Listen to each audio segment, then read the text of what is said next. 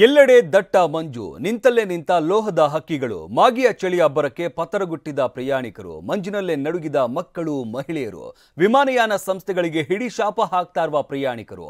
ಹಾಗಾದ್ರೆ ದೆಹಲಿ ಏರ್ಪೋರ್ಟ್ನಲ್ಲಿ ಆಗಿದ್ದೇನು ಅನ್ನೋದನ್ನ ತೋರಿಸ್ತೀವಿ ನೋಡಿ.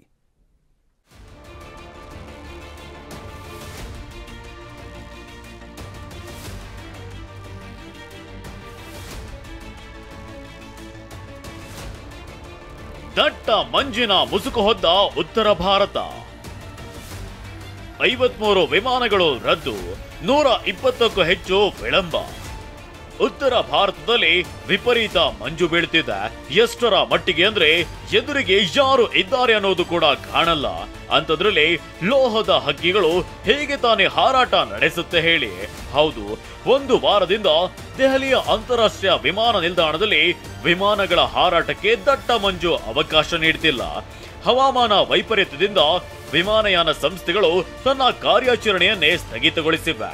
ನಿಮ್ಮ ಉಬ್ಬಿದ ರಕ್ತನಾಳಗಳ ಸಮಸ್ಯೆಗೆ ಎವಿಸ್ ಆಸ್ಪತ್ರೆಯಲ್ಲಿ ಕೇವಲ 30 ನಿಮಿಷದ ಲೇಸರ್ ಚಿಕಿತ್ಸೆಯೊಂದಿಗೆ ಮುಕ್ತಿ ಹೊಂದಬಹುದು. ಹೆಚ್ಚಿನ ವಿವರಗಳಿಗಾಗಿ ಸಂಪರ್ಕಿಸಿ 8088837300.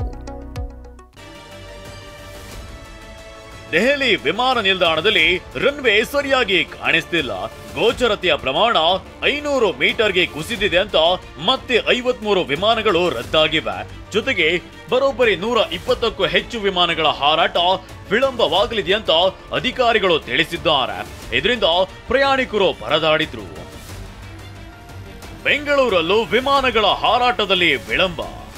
ದೇವನಹಳ್ಳಿಯ ಕೆಂಪೇಗೌಡ ಅಂತಾರಾಷ್ಟ್ರೀಯ ವಿಮಾನ ನಿಲ್ದಾಣದಲ್ಲೂ ದಟ್ಟ ಮಂಜಿನ ಕಾಟ ಶುರುವಾಗಿದ್ದು, ನಿನ್ನೆ 20 ವಿಮಾನಗಳ ಹಾರಾಟದಲ್ಲಿ ವ್ಯತ್ಯಯ ಉಂಟಾಗಿದೆ.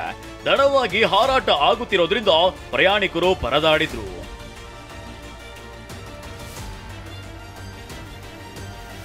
ಇಂಡಿಗೋ ವಿಮಾನಯಾನ ಸಂಸ್ಥೆ ಮುಂಬೈ ಏರ್ಪೋರ್ಟ್ಗೆ ದಂಡ. ಇಂಡಿಗೋ ವಿಮಾನಯಾನ ಸಂಸ್ಥೆಗೆ 1.2 ಕೋಟಿ ರೂಪಾಯಿ ದಂಡ. ವಿಮಾನ ಹಾರಾಟ ವಿಳಂಬವಾದ ಕಾರಣ ಪ್ರಯಾಣಿಕರು ರನ್ವೇನಲ್ಲಿ ಕುಳಿತು ಊಟ ಮಾಡಿದ ವಿಡಿಯೋ ಭಾರಿ ವೈರಲ್ ಆಗಿತ್ತು. ಕೂಡಲೇ ಎಚ್ಚೆತ್ತ bureau of civil aviation security ಅಧಿಕಾರಿಗಳು ವರದಿ ಕೇಳಿ ಶೋಕಾಸ್ ನೋಟಿಸ್ ನೀಡಿತ್ತು.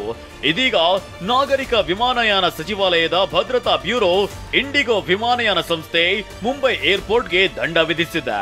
ಇಂಡಿಗೋ ವಿಮಾನಯಾನ ಸಂಸ್ಥೆಗೆ 1.2 ಕೋಟಿ ಹಾಗೂ ಮುಂಬೈ ಅಂತಾರಾಷ್ಟ್ರೀಯ ವಿಮಾನ ನಿಲ್ದಾಣಕ್ಕೆ 90 ಲಕ್ಷ ರೂಪಾಯಿ ದಂಡ ವಿಧಿಸಿದೆ. Bureau report ಟಿವಿ9.